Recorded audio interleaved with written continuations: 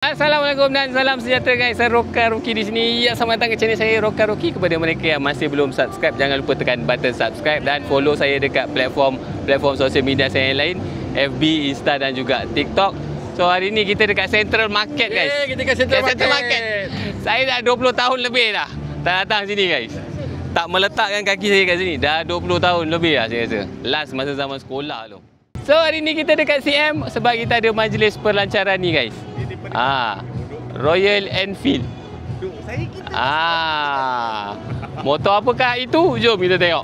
2, 1. Ladies and gentlemen, proudly presenting to you the Alright guys, ini dia model yang baru dilancarkan oleh Royal Enfield Malaysia, iaitu Royal Enfield Guerrilla 450. Itu dia.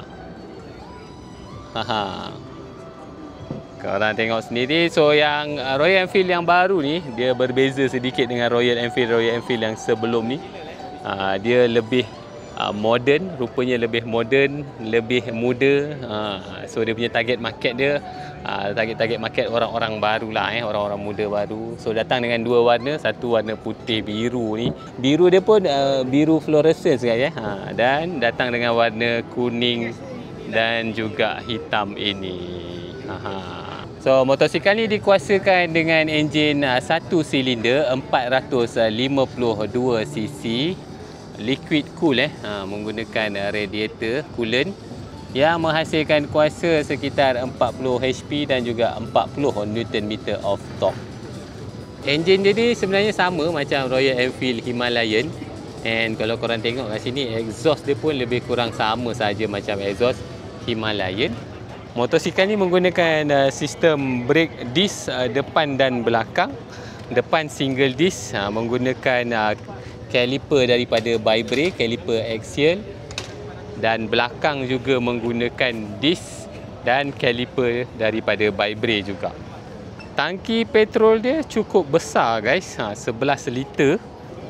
Dan kalau korang tengok lokasi tank cap dia pun memang menarik guys, kat sebelah kanan ni. Lampu hadapan dia menggunakan lampu hadapan berbentuk bulat ni, full LED, depan dan belakang LED, signal dia pun LED. Lampu belakang dia pun full LED dan dia integrated light, lampu belakang dia sekali dengan lampu signal dia.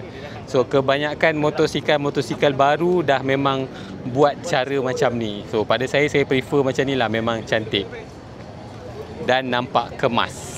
Sistem suspension hadapan dia menggunakan telescopic fork daripada Showa guys, dan sistem suspension belakang dia menggunakan monoshock yang kita boleh adjust preload secara step adjustment. Seat single seat, dua-dua pun pakai satu seat saja, one piece. Tapi yang warna biru putih ni dia ada macam caterpillar design ni.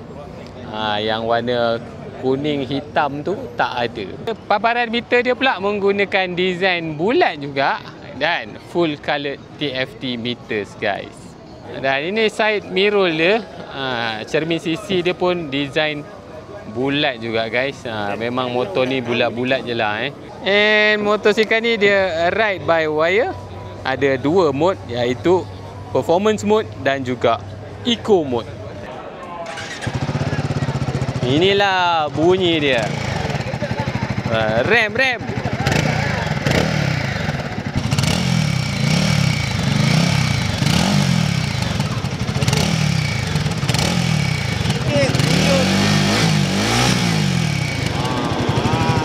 Alright guys, itu dia Royal Enfield Guerrilla 450. So kepada mereka yang berminat, harga jualan dia pun cukup menarik, bermula daripada RM28,700 sahaja, tak termasuk road tax dan juga insurans. So apa pendapat korang tentang motor ni?